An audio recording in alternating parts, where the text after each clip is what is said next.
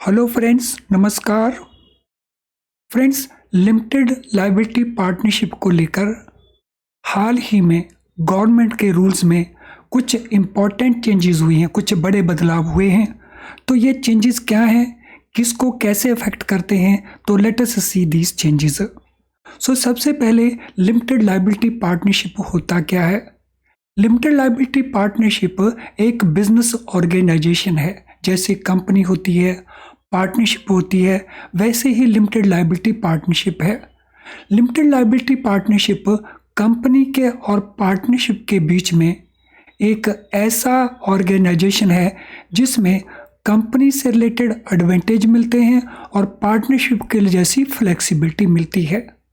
अब गवर्नमेंट ने इसको लेकर के चेंजेस क्या किया किए हैं।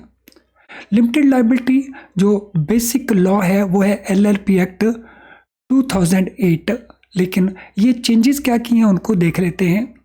तो ये चेंजेस हैं LLP significant beneficial owners rules 2023। तो गवर्नमेंट ने ये चेंजेस यानी मिनिस्ट्री ऑफ कॉर्पोरेट अफेयर्स ने ये जो नोटिफिकेशन की है इसका इम्प्लीमेंटेशन है फ्रॉम 10 नवंबर 2023। अब इन रूल्स को क्यों ला के आ गया, तो इसके पीछे रीज़न क्या है। To ascertain beneficial ownership interest. किसी भी LLP के अंदर कौन एक्चुअल बेनिफिशियरी है इस इंटरेस्ट को जानना, तो ये इनका ऑब्जेक्टिव है। अब क्राइटेरिया क्या है, जब हम बात करते हैं बेनिफिशियल ओनरशिप की तो क्राइटेरिया क्या रहेगा। तो इसमें 4 तरह का क्राइटेरिया है। अगर किसी पर्सन के पास 10% या उससे ज़्यादा का कंट्रीब्यूशन है डायरेक्टली या इनडायरेक्टली, तो उसको माना जाएगा कि वो बेनिफिशियल ओनर है। Number 2, 10% of voting rights directly और इनडायरेक्टली। अगर किसी पर्सन के पास 10% ऑफ वोटिंग राइट्स है, डायरेक्टली है या इनडायरेक्टली है, तो उसे भी माना जाएगा बेनिफिशियल ओनर।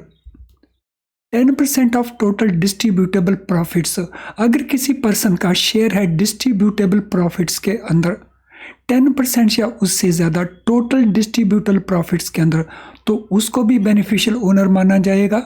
इसी तरह से अगर कोई पर्सन के पास राइट है कि वो सिग्निफिकेंटली इन्फ्लुएंस कर सकता है या LLP को कंट्रोल कर सकता है, तो उसको भी बेनिफिशियल ओनर माना जाएगा। तो ये रहा क्राइटेरिया। अब इसकी रिपोर्टिंग क्या है। कोई भी इंडिविजुअल जो 10% contribution, voting right, distributable profit या सिग्निफिकेंट इन्फ्लुएंस वो अक्वायर कर लेता है, यानी उसका स्टेटस चेंज हो जाता है। पहले उसके पास 10% से कम था, जब भी ये 10% होगा तो उस इंडिविजुअल को क्या करना होगा, वो इंडिविजुअल 30 डेज के बीच में ये डिक्लेरेशन प्रोवाइड करेगा LLP को कि उसका स्टेटस चेंज हो गया है, और उसके लिए वो फॉर्म यूज़ करेगा LLP BEN नंबर 1। अब ये इंफॉर्मेशन रिसीव करने के बाद LLP को क्या करना होगा। LLP रिपोर्टिंग करेगी रजिस्ट्रार ऑफ कंपनीज को, और रजिस्ट्रार ऑफ कंपनीज को रिपोर्ट करने का ये टाइम कितना है, 30 डेज का है। कब से, from date of this declaration, जो डिक्लेरेशन किया गया उसके विदिन 30 डेज। तो अगर ये रूल्स जैसे 10 नवंबर से एप्लीकेबल हुए, जो एग्जिस्टिंग लोग हैं जिनके पास इस प्रकार से वो बेनिफिशियल ओनरशिप बनते हैं, तो इनको जो इन्फॉर्मेशन प्रोवाइड करनी होगी वो 90 डेज के बीच में प्रोवाइड करनी होगी। यानी आगे से जो भी अक्वायर करेगा वो 30 डेज में रिपोर्टिंग करेगा, जो एग्जिस्टिंग हैं उन्हें 90 डेज में ये रिपोर्टिंग करनी होगी। तो कुल मिला के हम कहते हैं कि ये काफ़ी इम्पॉर्टेंट चेंज है LLP के रूल्स को लेकर के। फ्रेंड्स, आज का ये सेशन आपको अगर यूज़फुल लगा तो इसे लाइक करने में संकोच ना करें।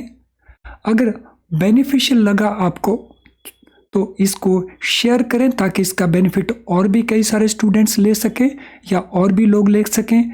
इसी प्रकार से अगर चैनल आपने सब्सक्राइब किया है लेकिन बेल आइकन को पुश नहीं किया, तो बेल आइकन को पुश कर लें, सो दैट आपको हमारी सारी नोटिफिकेशन, जो इम्पोर्टेंट नोटिफिकेशन है वो आपको मिलती रहें और कुछ भी आप मिस ना करें।